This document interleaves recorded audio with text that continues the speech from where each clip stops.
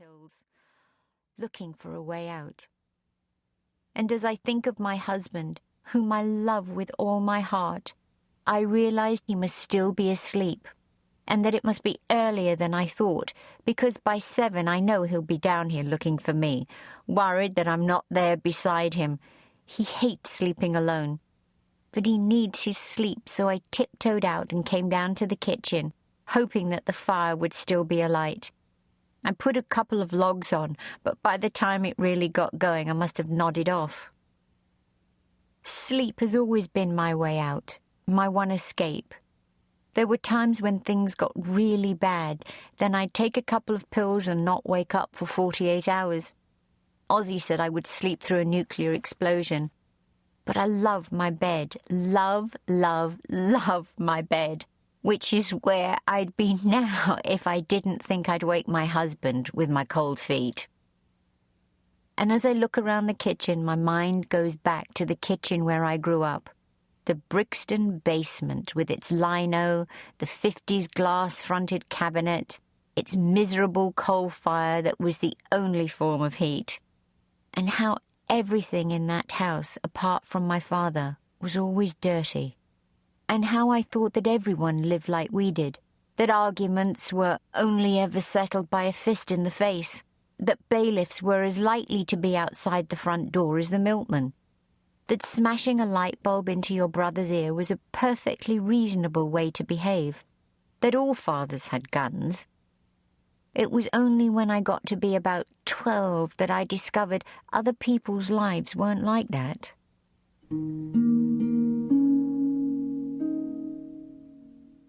Chapter 1. Brixton. My earliest memories of sitting on a wooden chair, watching some girls going through their dance routine in fishnet tights and silver shoes.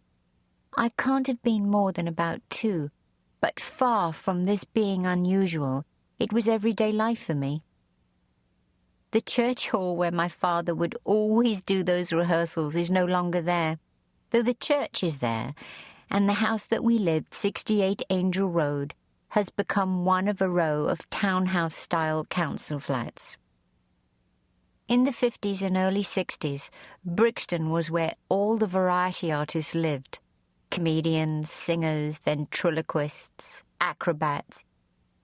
Variety, or vaudeville as they call it in America, was the only entertainment there was for ordinary people.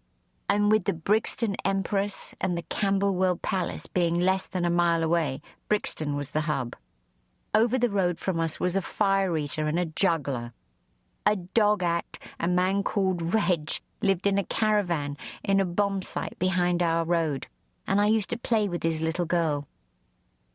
Our house was large and old, and at one time it must have been quite grand, but by the 50s the plaster was peeling off, and once you got inside, everywhere was dingy and dirty and damp. Before I was born in 1952, my mother ran it as a theatrical digs, and that's how she met my father. She was 10 years older than him and divorced with 2 children. Her name was Hope Shaw, but she was always called Paddy because of her Irish background. Maybe my father saw her as a bit of a bohemian. His family were Russian Jews who had arrived in Manchester around the time of the First World War. He was born Harry Levy, but changed it to Don Arden when he decided to make a career in show business. It's a name that says nothing about who you are or where you're from, a blank canvas. My father was a singer, and although popular with audiences, he was always in trouble with management. Things came to a head one night when he had a fight with the stage manager who had called him a Jew boy. It ended with them both rolling around the stage, kicking the shit out of each other, and the other guy falling into the orchestra pit. Don Arden was banned from performing in any venue owned by Moss Empires for 2 years.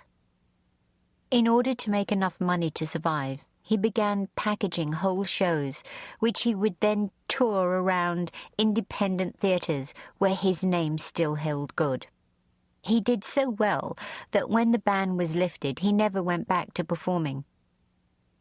My father didn't dare tell his family he was married, until... To keep listening to this audiobook for free, click the link in the description.